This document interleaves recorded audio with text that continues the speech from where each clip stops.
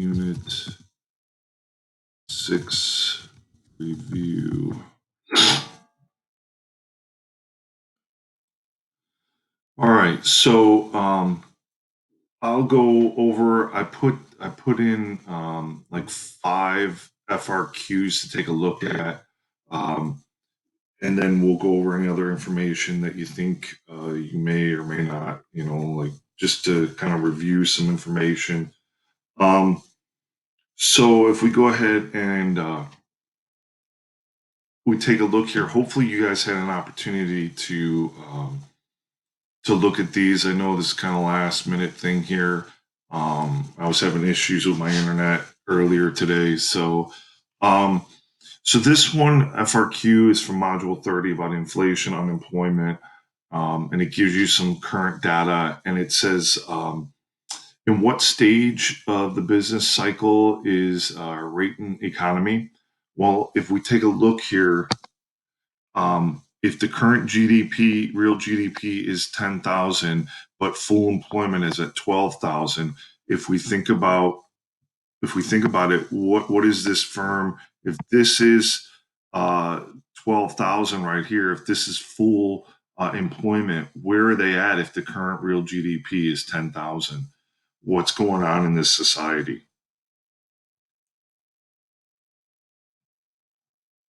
Yeah, there's a recessionary gap. So it looks something like this. They're in a recessionary gap. Okay. So this. So you would get a point for saying it's a recessionary gap or they're in a recession, and then explaining that because the current real GDP is below the full or potential GDP is why. Okay, this is the type of question that you may get. And then they might ask you other things of what could be done to fix this, monetary or fiscal policies. Okay, so let's take a look then. B says, how is the current budget balance in rate and show your work? So once again, if we're talking about the balanced budget, we're talking about the tax revenue. So whenever we talk about balanced budget, it's the tax revenue. Okay, it would be of course the pen isn't working. Always, always, always. I'm sorry. Every time I use this little stencil thing, the little battery doesn't want to work for me. And I bought new batteries for it. Oh, of course it's not. I'm sorry, guys. Let me see. I'm holding the little button down, and then it Bluetooth connects. There we go. So it would be the tax revenue, okay, minus the government spending, minus the transfers, the government transfers. So here it would be 3,000 minus the government spending and the transfers. So minus 3,000 minus, that's supposed to be 3,000 minus 1,000, which then gives you a negative 1,000 or a budget deficit of $1,000. Okay. So that's what you would have. That's always how you calculate the budget, the balanced budget. You look at the tax revenue minus what is leaving the government, or which is leaving that the government is spending. So whether it's government spending or those transfer payments. So that's why it's the 3,000 minus the 3,000 minus the 1,000 gives us a budget deficit. Okay, so that would be B. C then asks, how does Rayton's current budget balance compare to the cyclical adjusted balanced budget? Now remember, remember we talked in one of the PowerPoints, we talked about the balanced budget, and when we think of of course, the damn pen, because I stopped writing here.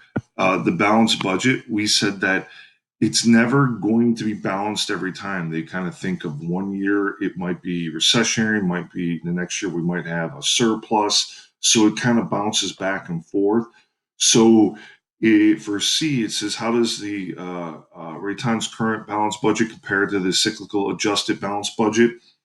you would state something like that the current balanced budget is greater, or we should say negative, than the cyclical adjusted balance budget because we have that negative amount. And you would explain it by saying that the economy was operating at full employment and tax revenues would be higher and transfer payments would be lower. So if we were able to go this way, if we were able to go this way, then things we wouldn't have to have if the C plus I plus G plus net exports move this way, then we wouldn't have to have as much government spending. We wouldn't have to have this budget deficit if the economy was doing better. Okay.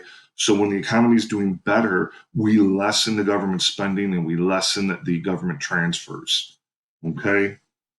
And then D says if Senator Fullerton, an influential politician in Rayton, was arguing that the budget must be balanced, how would we accomplish this? Okay. Well, how would you accomplish this? What would we need to do to get a balanced budget? Couple choices you have to try to get a balanced budget.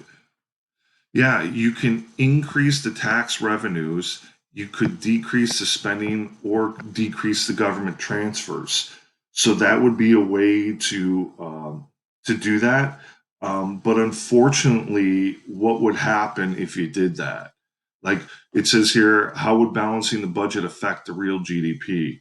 If the government raises taxes, cuts spending, what would happen to the aggregate demand curve?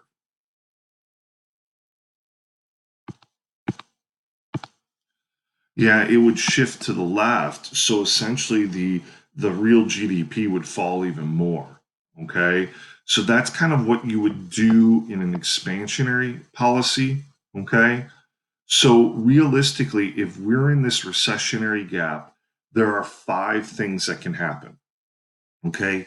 The Fed could buy in the open market, right? The Fed could buy in the open market. The Fed could lower the discount rate, or the Fed could lower the reserve requirement, and that would cause the aggregate demand curve to shift to the right.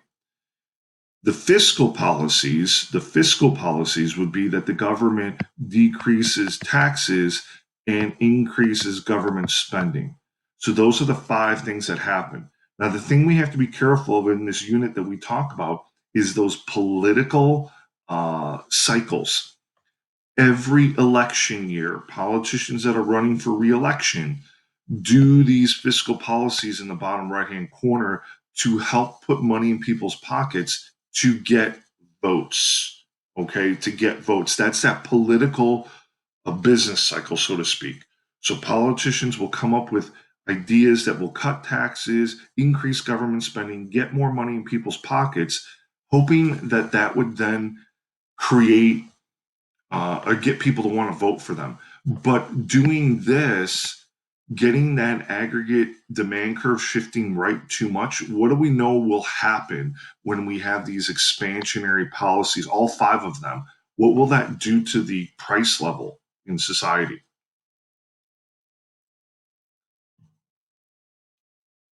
What would happen to the price level when we do any of that?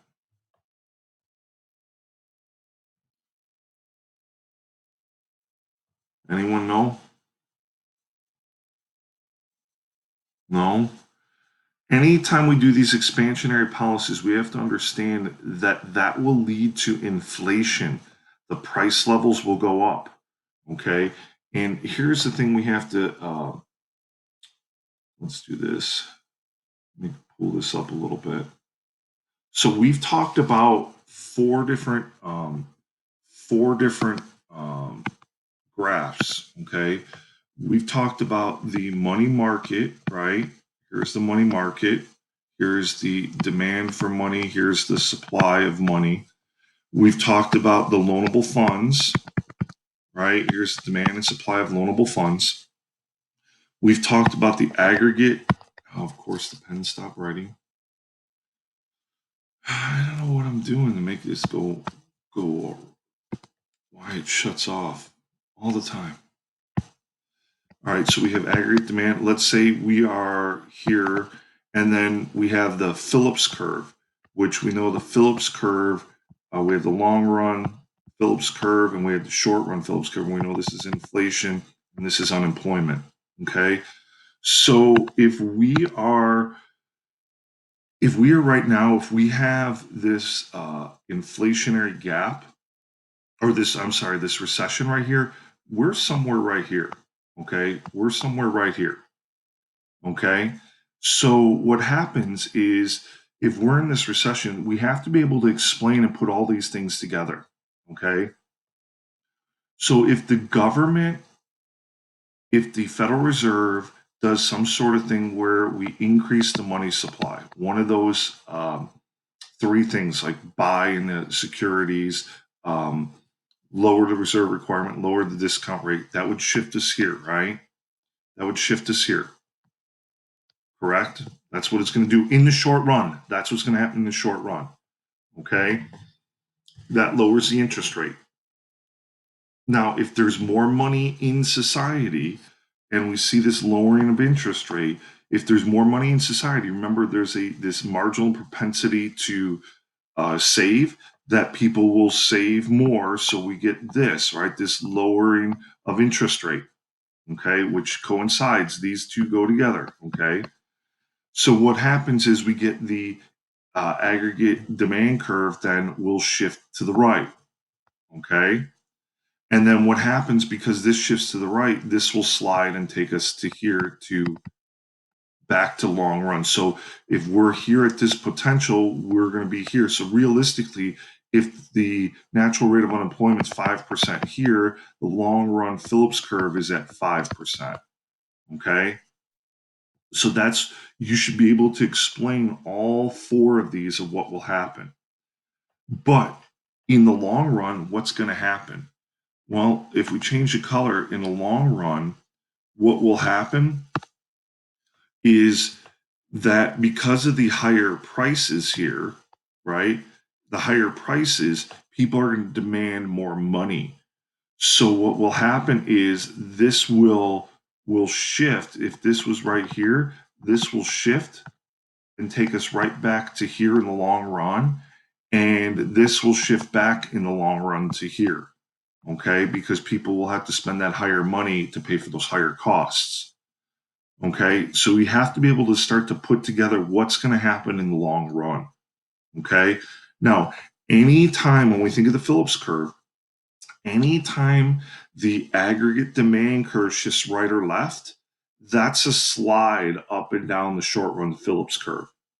But anytime the aggregate supply curve shifts right or left, that will be a shift in the Phillips curve. Okay. So just remember that once again, a shift in the demand curve is a slide along the Phillips curve. A shift in the aggregate supply is a shift in the short run Phillips curve. Okay. Are we okay with that?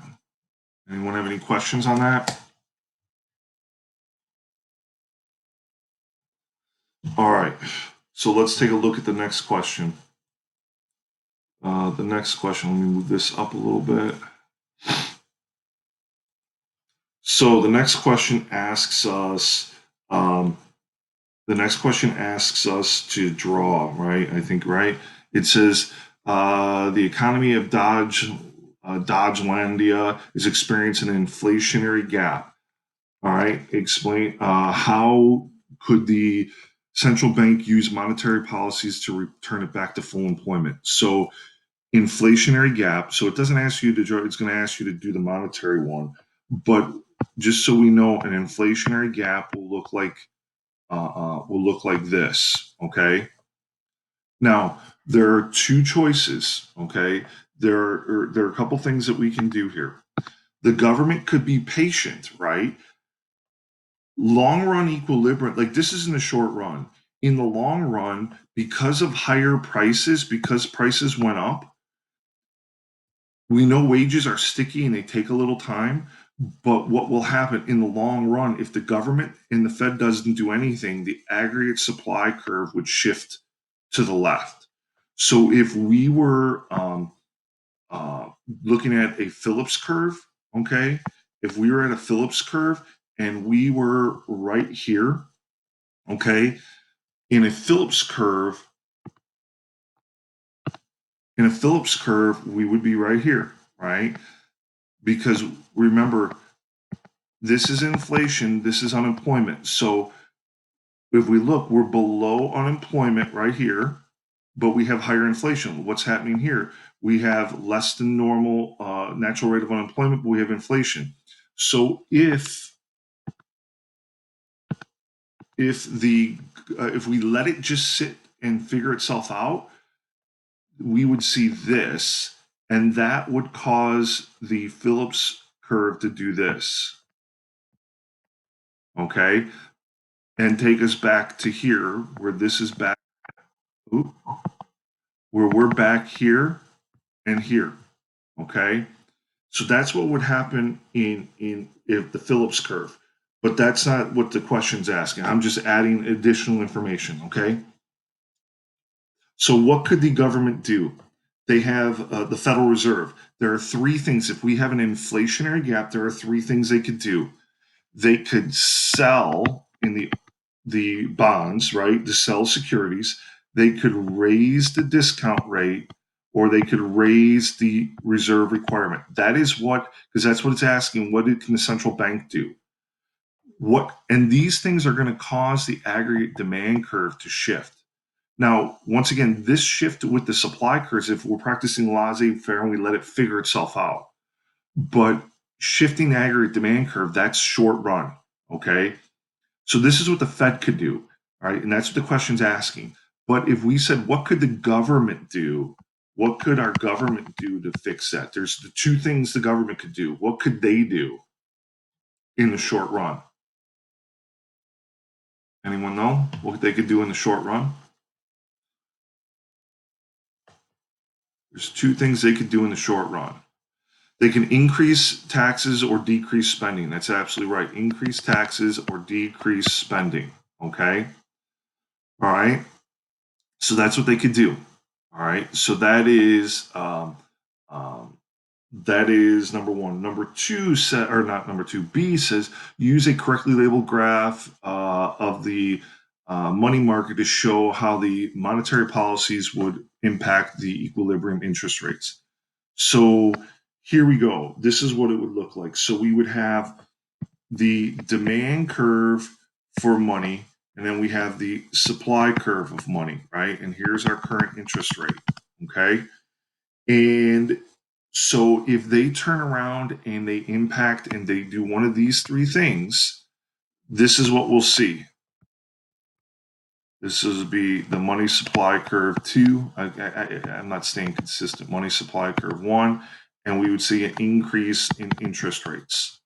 Okay, we'd see an increase in interest rates. So this is what you would see. Now, once again, you're not going to have to draw the graphs to turn in, but they're going to ask you questions that are going to make you have to probably interpret what will happen. Okay.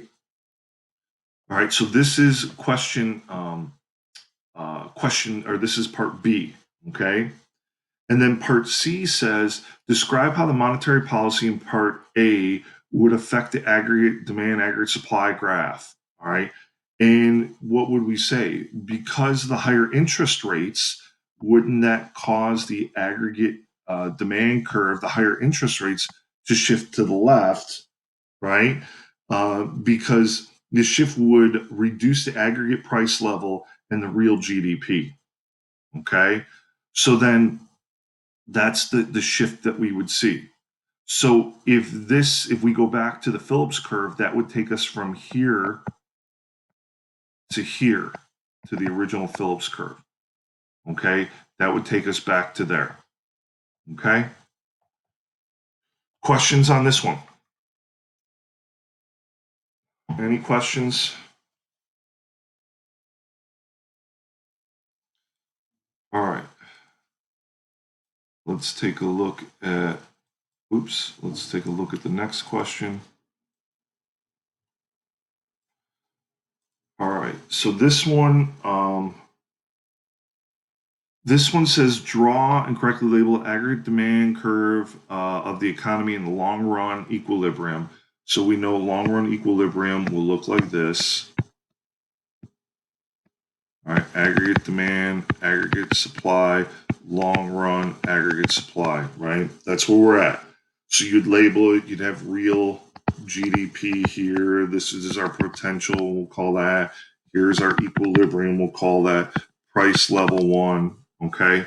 So this would be A, okay? This would be A. Then it says for B, suppose the government adopts uh, austerity, yeah, I can't pronounce that, austerity policy and reduces government spending. Okay, if they reduce government spending, okay, so what happens if they reduce government spending? What will we see? We will see this, right? And take us to here. Okay. So we see the price level drop. Okay. So that would take us, and then by cutting the spending, they would then create a, what kind of gap would the government create here if they cut spending?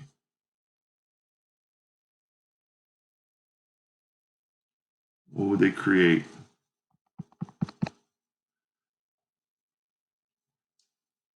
Correct. They would create a recessionary gap by cutting spending. All right. So that G part of C plus I plus G plus net exports. Okay. So, assuming that we have flexible wages and prices shown in the graph, what will happen in the long run? Well, what will happen in the long run here? If if prices fall and people lose their jobs, right? Because that's what's going to happen. People are going to lose their job, and we have flexible wages. What will happen? Anyone have an idea what will happen if we have a recession and we're going to let laissez-faire and flexible wages happen? Because this is short run, what will happen in the long run? Because the long run, we're going to always end up back at our potential.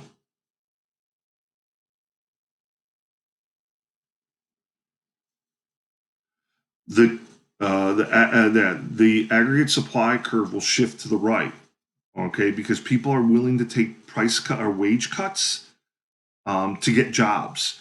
So if that's the costs fall, then the aggregate supply curve would shift that way and take us here, and that would cause the price level to fall even more. Okay. So that's what would happen there. And it says here, label any shifting curve with a C. So once again, this would be the C curve shifting, and then I think it said label B. This would be the B curve right there. Okay, so that's what would happen, and we would see the price level fall. Okay, that's what we have to understand is many of our policies, monetary and fiscal policies, expansionary and contractionary policies, shift the aggregate demand curves. And then in the long run, if we have inflationary or recessionary gaps, in the long run, if we don't do anything, the supply curves will shift in the long run. Okay. Unless we were right here and we do some sort of policy that takes us to here. Okay. So that's question 3. That's question 3. So then the recessionary gap is gone. All right. That's question 3. Let's take a look. Question 4. Question 4. Question 4 says assume the economy is at full employment. Okay. Label it. So once again, we'll label it full employment. Now, if we want to go ahead and show the Phillips curve too, here's the Phillips curve. Why does it stop mid-writing? Oh, technology. You love it, you hate it. All right. So realistically, we're right here on the Phillips curve, and we're right here. Okay. So this is the Phillips curve. This is once again showing inflation and inflation and unemployment. So if this is 5% here, then this is 5% here. Okay. So it says here, assume the economy is at full employment. Using it correctly, it would show demand pull inflation. Demand pull inflation. So demand pull inflation would shift the aggregate demand curve to here. Okay. So demand pull inflation. Now our unemployment's only like at 2%, let's say. So what's going to happen on the Phillips curve up here because of that? Anyone know what will happen to the Phillips curve?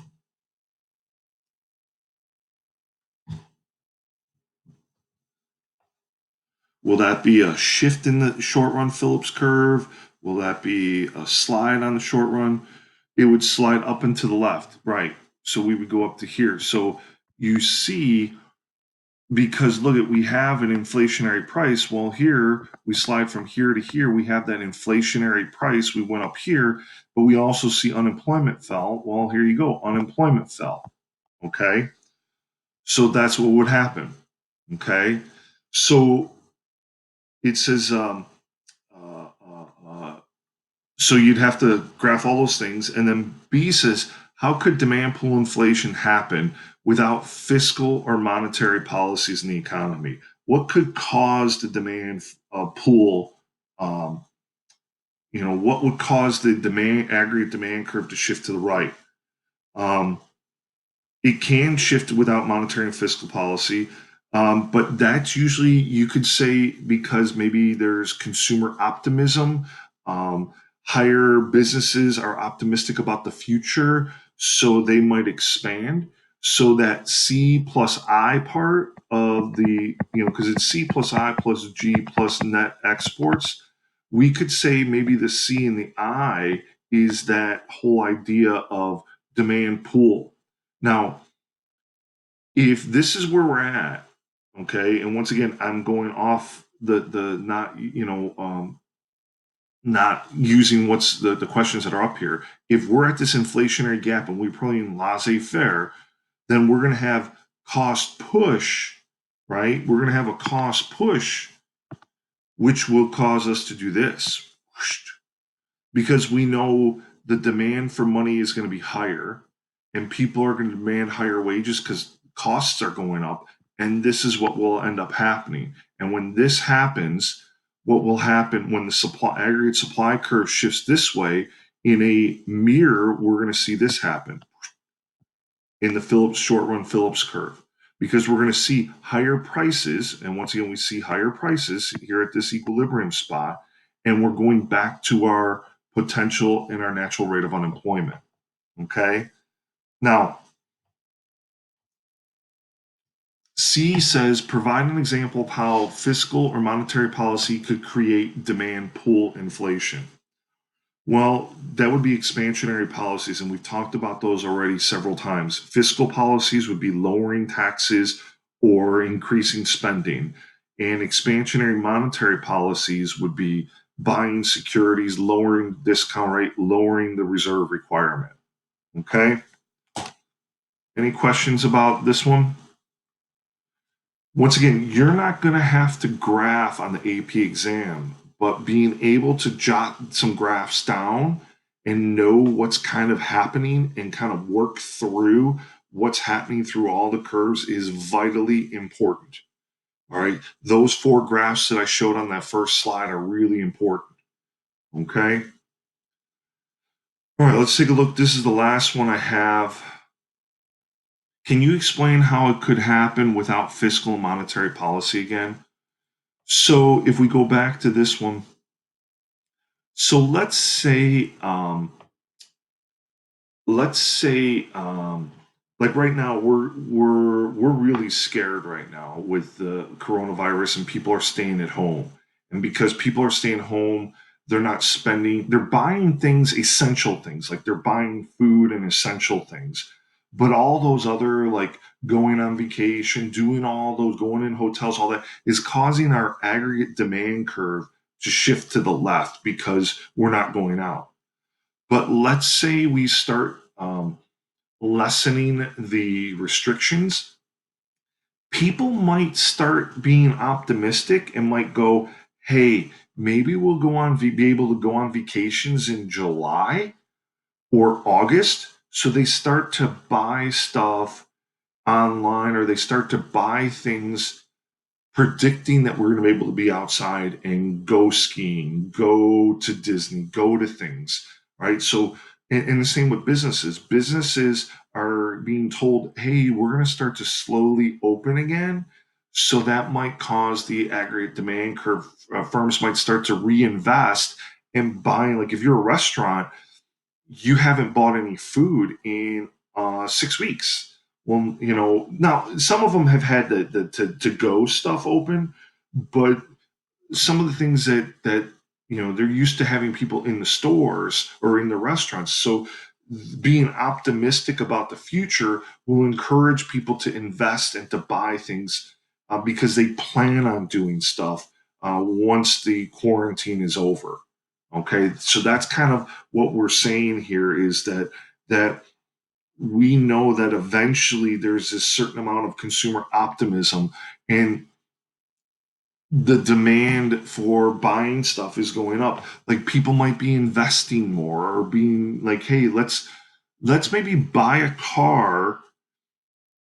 Let's think about, taking out a loan and buying a car now because we can go on vacation, we'll drive somewhere so we don't have to go into a plane instead. So those types of things of being optimistic about the future will encourage the demand curve to shift to the right. Okay, Tim?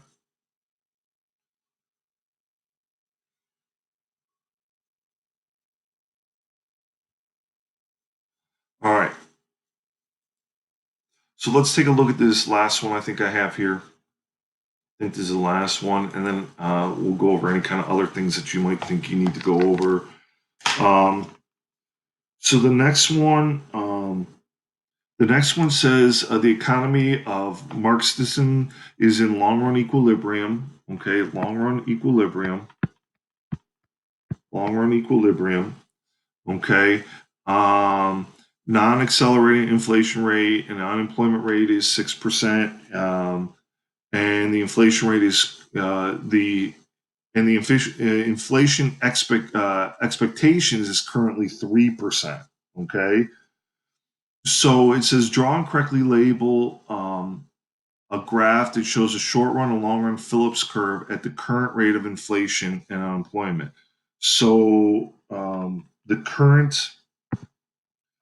Phillips curve, the long run Phillips curve, this would be at the 6%, right? Because that's what they said they're at. The unemployment and the inflation rate is currently at 3%. So if we turn around, we put the short run Phillips curve, and the inflation rate is at 3%.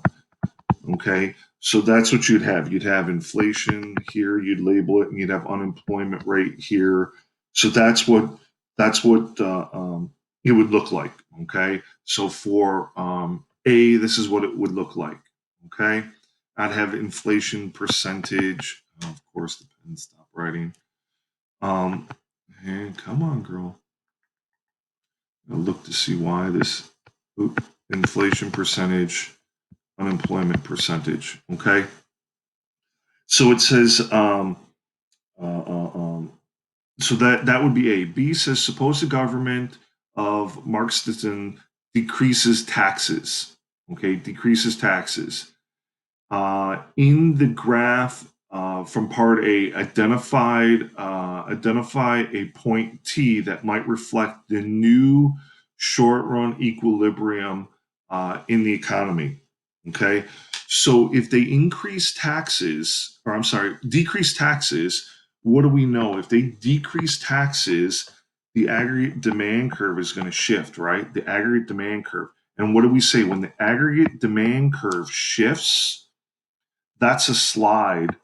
All right, come on, come on. Why is this thing? I'm gonna end up using my finger. So when the aggregate demand curve shifts, which it did here, that's a slide. So we were here. Now what's happening? Unemployment is falling and inflation is going up. So we would go unemployment is falling. So that would be that way, but inflation's going up. So this would be essentially T right here, right, at a higher inflationary rate. Okay? Because that's what it's asking. It doesn't say, it doesn't give us a percent, no.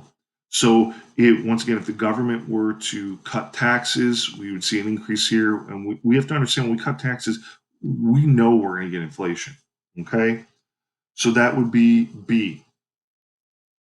C, describe how the economy in Marxism would adjust in the long run to this tax described in Part B and describe the effects. So I'm gonna get a different color here so that we can draw it, but it's just asking you to describe it. So nominal input prices would begin to increase. What will we know will happen? The short run aggregate supply curve will shift to the left, which then would cause the Phillips curve to shift to the right.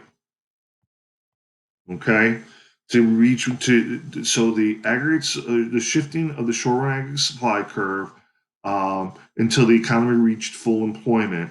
And you would then say the short run Phillips curve would shift upward and intersect the long run Phillips curve at a higher inflation rate, but still at that same 6% that's here. Okay. All right. Now here's the thing. Something to remember when the Federal Reserve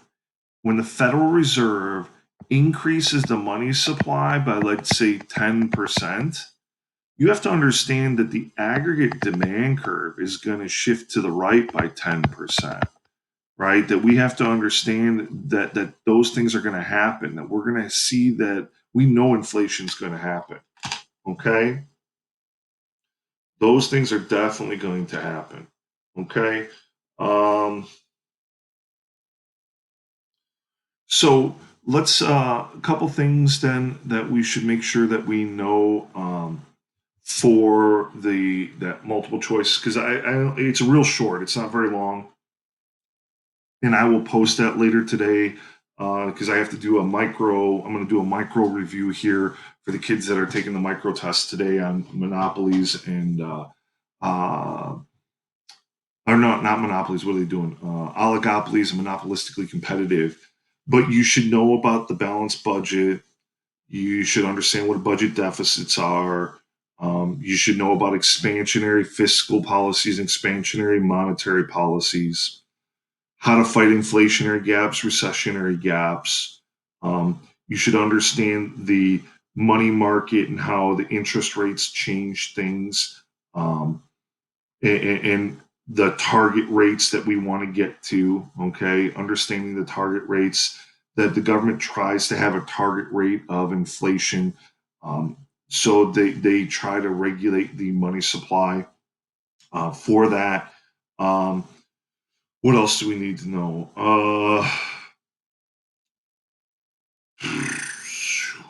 Let me think. I'm looking here.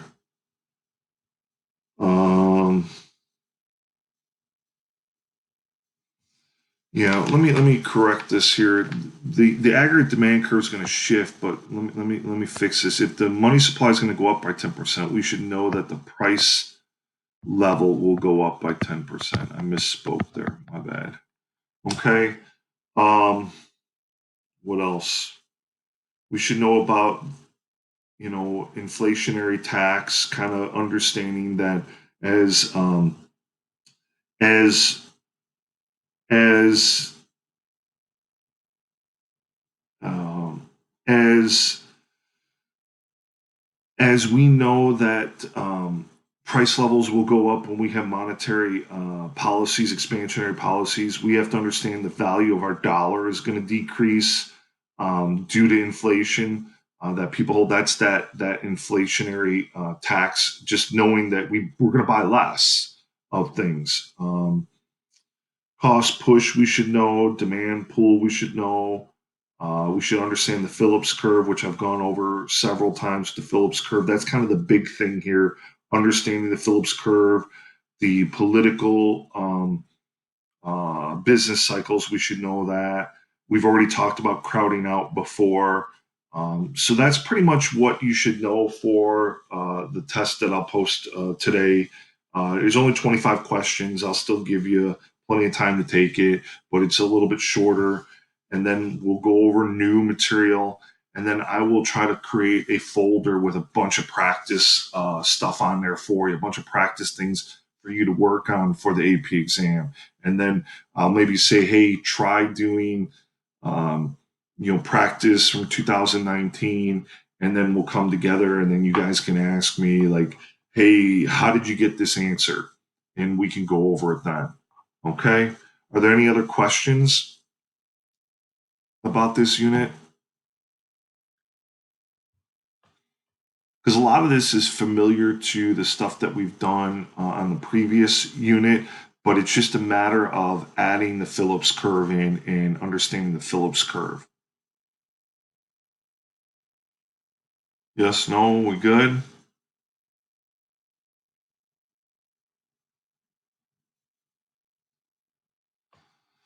All right, well then, what I'll do is I'm going to stop this. I'll post this online on the Unit 6 page, um, and then on the Unit 6 page, and I'll put it on the what do you call it? The Google Classroom, and then once I get this stuff, I'll post it on to Mastery Manager. I'll post it out, and I'll give you guys like 24 hours to take it. Like I said, it's 25 questions. Okay. All right. Well, with that being said, I'm going to go ahead and I'm going to